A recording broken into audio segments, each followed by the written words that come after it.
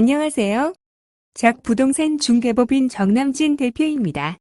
오늘은 쉽고 현명한 재개발 재건축 투자 실무 강의 제17강 조합 설립 재개발 재건축 사업의 첫 난관에 부딪히다에 관한 이야기입니다.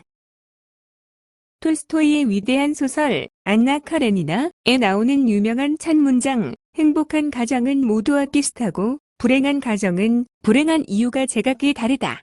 라는 뜻은 행복한 가정을 위한 특별한 단 하나의 원인이 있는 것이 아니라 결혼 생활이 행복해지려면 수많은 요소가 성공적이어야 한다는 것이다. 즉, 성적 매력을 느껴야 하고 돈, 자녀 교육, 종교 등의 중요한 문제들을 합의할 수 있어야 한다. 행복에 필요한 이 중요한 요소들 중에서 어느 하나라도 어긋난다면 그 나머지 요소가 성립하더라도 그 결혼은 실패할 수밖에 없다. 재개발도 마찬가지다. 재개발 사업이 성공하기 위해서는 어떤 특별한 한 가지가 아니라 각 단계별마다 수많은 난관들을 성공적으로 헤쳐나가야지만 사업을 완성할 수 있는 것이다.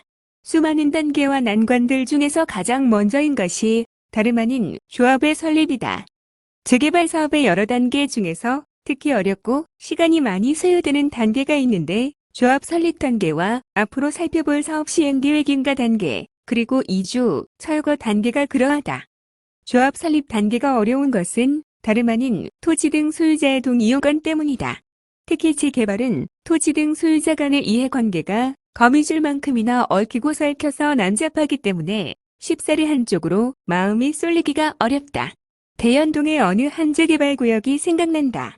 그곳은 토지 등 소유자의 극렬한 의견 대립으로 쉽사리 조합 설립 인가 신청을 하지 못하다가 2년의 일몰제 연장까지 받고도 일몰 마지막 날 오후에 조합 설립 인가를 겨우 신청한 곳이다.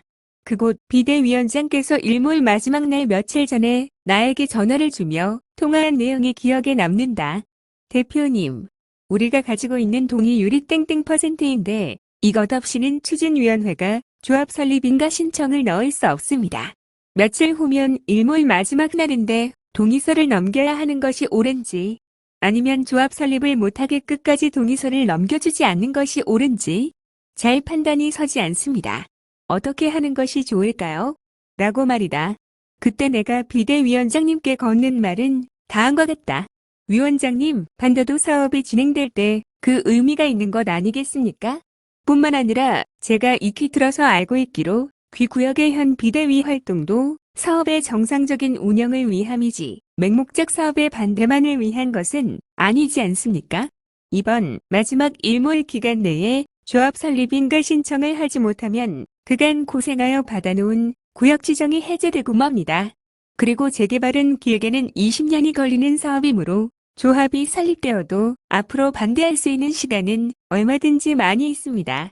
저의 소견으로는 비대위가 가지고 있는 동의서를 추진위에 전달해서 우선은 사업을 진행시켜 놓는 것이 좋을 것 같습니다. 결국 해당 구역은 일몰제 마지막 날에 부산 남구청에 조합 설립 인가를 신청할 수 있었다. 이처럼 재개발 사업에 있어서 조합 설립 인가가 가지는 의미가 결코 가볍지 않으므로 재개발, 재건축 투자 공부를 하는 우리로서는 조합의 설립 동의율 정도는 외우고 있는 것이 투자를 함에 있어서 많은 도움이 될 것이다. 재개발의 경우 소면 4, 3, 2, 1로 외우면 어렵지 않게 외울 수 있다. 즉, 토지 등 소유자의 4분의 3 이상과 토지 면적의 2분의 1 이상을 득해야 하고 재건축의 경우 각과 소면 4, 3, 4, 3으로 외워보자. 즉, 각 동의 구분 소유자 과반수와 전체 동의 토지 등 소유자의 4분의 3 이상과 전체 동의 토지 면적의 4분의 3 이상을 득해야 조합 설립 인가 신청이 가능하다. Not just once, your life partner.